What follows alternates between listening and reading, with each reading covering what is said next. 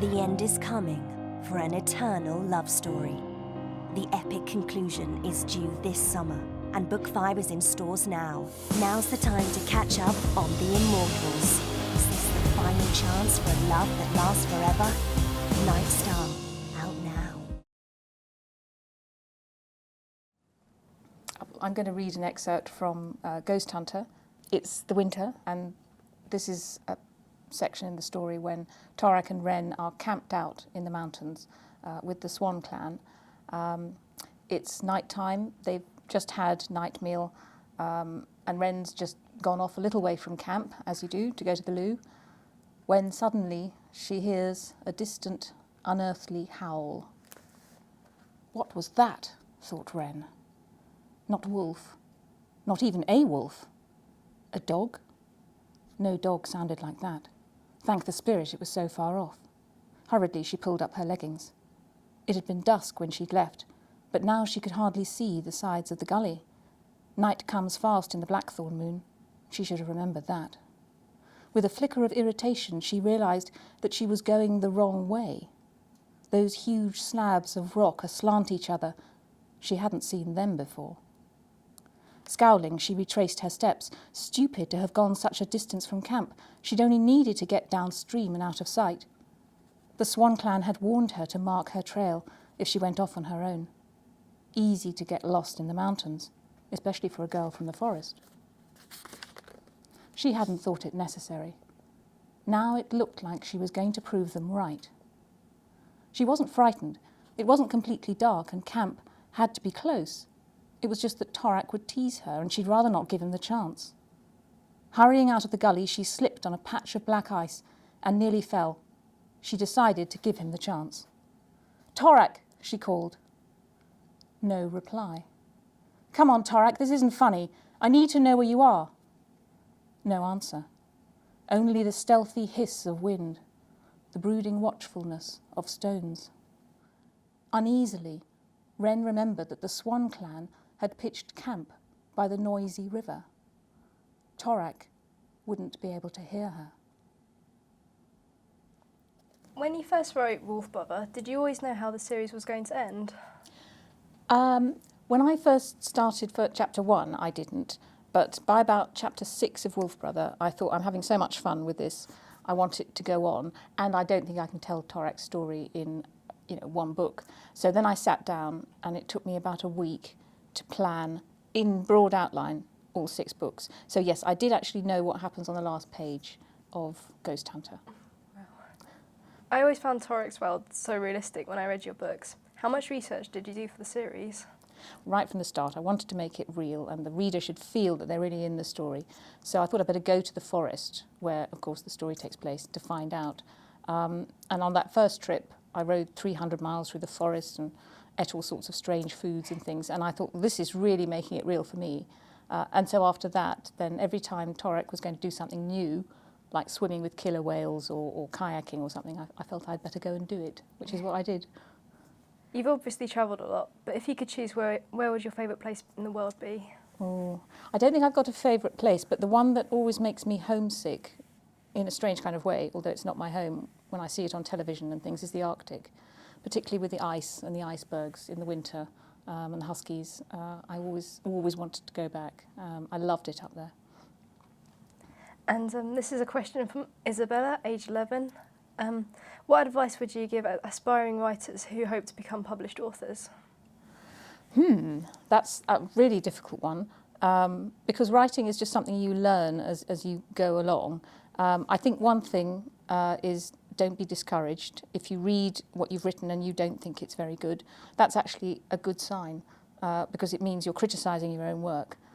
And nobody gets it right first time, not even Shakespeare. I wrote about 30 or 40 drafts of Ghost Hunter before I got it right.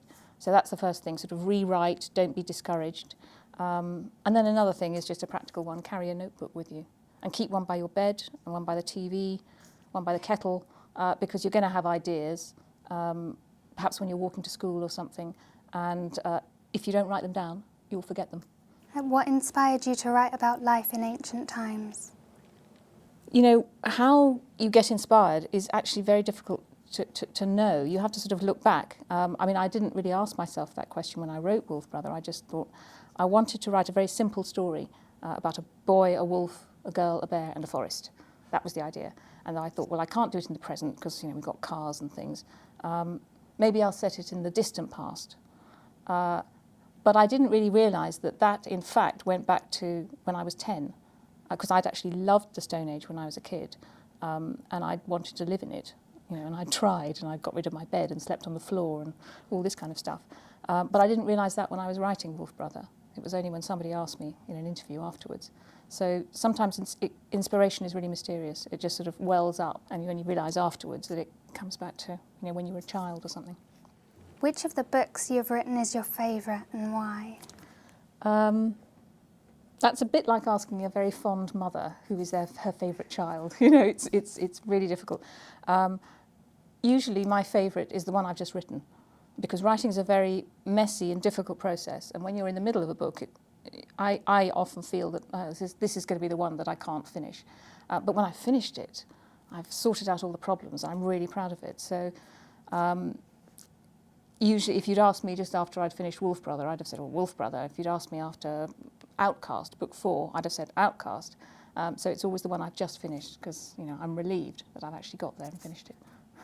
How do you develop the characters and ideas for your books? The characters, I mean, they're strange because, you know, I was talking about inspiration, and to some extent a character just walks into your head. You know, I just knew that the hero was going to be a boy of 12. Partly it's from myself. There's some of me in Ren. She's very sharp and critical, and I think so am I. Other people. There's a bit of my little sister in Wolf, because he's very curious about everything and very, very emphatic. But then the character starts becoming their own person as you get to know them. The ideas, the sort of themes and things I have learned, and here's some advice, you know, for aspiring authors, to let them just float up from somewhere in the subconscious. Because if you impose, when you're planning a story, if you say, well, this is going to be a story about loyalty or something like that, or friendship, it doesn't work so well. If you just say, well, this is a story about rescuing Wolf, Soul Eater, then the themes, the ideas will start coming to the fore. And here's a question from Lydia, age 14. Do you prefer to know what's going to happen next, or being surprised at how things pan out? That's a really good question, but it's actually both. I mean, as I said to Alex, I do try to plan stories. I like to know roughly where I'm heading. You know, if there's going to be an avalanche at the end, I like to know that so I can plant little clues and things. But how you actually reach that and what the characters do and how they react, you can never plan entirely, because the characters become alive. And so that's where you get the surprises. Giving you an example, in Wolf Brother, in the climax of the story, there's a fight on the edge of a ravine, and suddenly Wolf, his back paws sort of start scrabbling over the edge of the ravine. And I didn't plan that. That just happened while I was writing. And I actually shouted out as I was writing it, Wolf, what on earth are you doing? You're not supposed to fall. You know, and his paws were scrabbling in my imagination. That's great when it happens. It's very exciting for me. And I hope it's exciting for the reader as well. Okay. After getting a first from Oxford and then becoming a partner in a law firm, what made you decide to stop all of that and become a full-time author? Well, just taking the biochemistry first, because that was the Oxford bit. The change from biochemistry to law was easy because I was rubbish in the laboratory. I could never work out how much to put in a test tube because I'm not very good at maths. So that was easy. I made a stupid decision to do law. Not that it's a stupid decision for other people, but I didn't really care about it. I just wanted to do something to earn a living. So my heart wasn't really in law tremendously, but it was in writing, because I'd already tried to get published at university. So I was doing law, quite enjoying it, but I really wanted to do something else. And after about 13 years, it just seemed to me, this is a bit stupid. I'm earning a lot of money. I'm not getting time to spend it because I had to work incredibly hard. And there's something else I really want to do. Maybe I'll fail. Maybe I'll never get published. But at least if I give up the law and try, I will find out. I will have tried. So that was the reason. All right. It says on your website that you're not on the internet and can't receive emails. Why did you decide not to have an email address to be listed on the internet? That also was quite easy, actually. I mean, I had used email when I was a lawyer. It wasn't as prevalent then, but we did use it. So I knew myself, and partly the reason is myself, my own character. I would go into work and I'd get lots of emails, and I think, well, I'll just sort my emails out first, clear them out, and then I'll start work. 3 hours later, I'd still be drafting careful little, replies. So I know it's my own character. I would feel I would have to reply to emails. And I would get quite a lot of them, I think, because I have a lot of overseas publishers. They're all lovely, but they do like me to answer questionnaires and give interviews and things like that. And I prefer to write. I know the internet's really useful, and a lot of people say, well, why don't you do your research on the internet? I have tried, because my mum's got the internet, and I go around there occasionally to look stuff up. But it hasn't so far helped me that much, because the sort of things I like to find out about, like, what's it like to swim with a killer whale, there's not that much help on the internet. So far, I'm keeping it at a distance, and I hope I never have email. And you've written quite a few books so far. Do you think you'll ever stop writing, or are you just going to keep on going and going?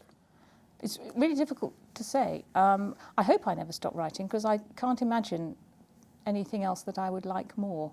But of course, you've got to get the ideas. I mean, at the moment, I'm just at the beginning of a new series called Gods and Warriors, and that's going to take me the next 5-6 years, which is lovely. I hope I write until I drop. And a question from Molly, age 10. Did you miss, or still miss, writing about Torak after you finished the series? Yeah, that's an interesting one. I didn't think I did miss it. I mean, I was really pleased to get to the end of Ghost Hunter, and I felt very proud of it. I felt I'd given them a good send-off and everything.